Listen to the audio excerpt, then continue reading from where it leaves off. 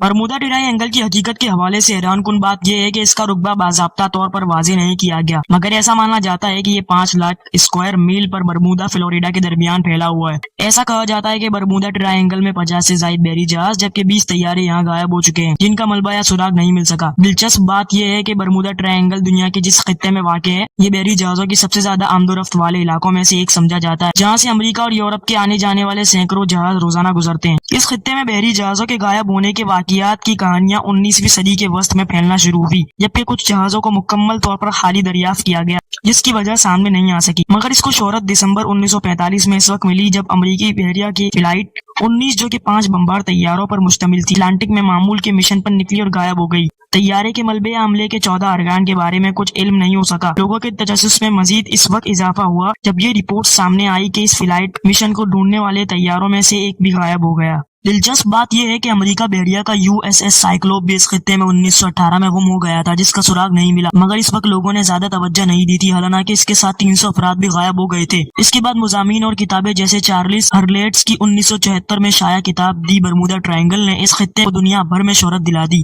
اس کتاب کی 30 زبانوں میں 2 کروڑ کاپیاں فروخت ہوئی اور اس معمے کو زندہ رکھنے میں کامیاب رہی۔ گزشتہ برسوں میں سائنسدانوں نے برمودا ٹرائینگل کے بارے میں افواہوں کو ختم کرنے کی متعدد کوششیں کی اور بحری و فضائی جہازوں کے غائب ہونے پر مختلف خیالات پیش کیے ہیں۔ سال 2019 میں ناروے کی آرکٹک یونیورسٹی نے خیال پیش کیا تھا کہ سمندری تہہ میں موجود میتھین یا قدرتی گیس کی موجودگی اس معمے کے پیچھے ہو سکتی ہے۔ ان کا کہنا تھا کہ اس گیس کا اچانک اخراج جہازوں کے لیے خطرناک ثابت ہو سکتا ہے اور اس کے باعث ہی طیارے اور جہاز غائب ہو جاتے ہیں، کیونکہ یہ گیس ہوا میں داخل ہو کر طوفانی کیفیت پیدا کر سکتی ہے جس سے طیارے گر جاتے ہیں۔ 2018 میں برطانیہ کے سائنسدانوں نے خیال ظاہر کیا تھا کہ اس سمندری تکون کا راز وہاں کے 100 فٹ بلند تیز لہروں میں چھپا ہے۔ محققین نے اس مقصد کے لیے طوفانی لہروں کو لیبارٹری میں بنایا جو کہ بہت طاقتور اور خطرناک تھی، جبکہ ان کی اونچائی 100 فٹ تک تھی۔ اس قسم کی لہروں کو سائنسدان اکثر شدید طوفانی لہریں قرار دیتے ہیں۔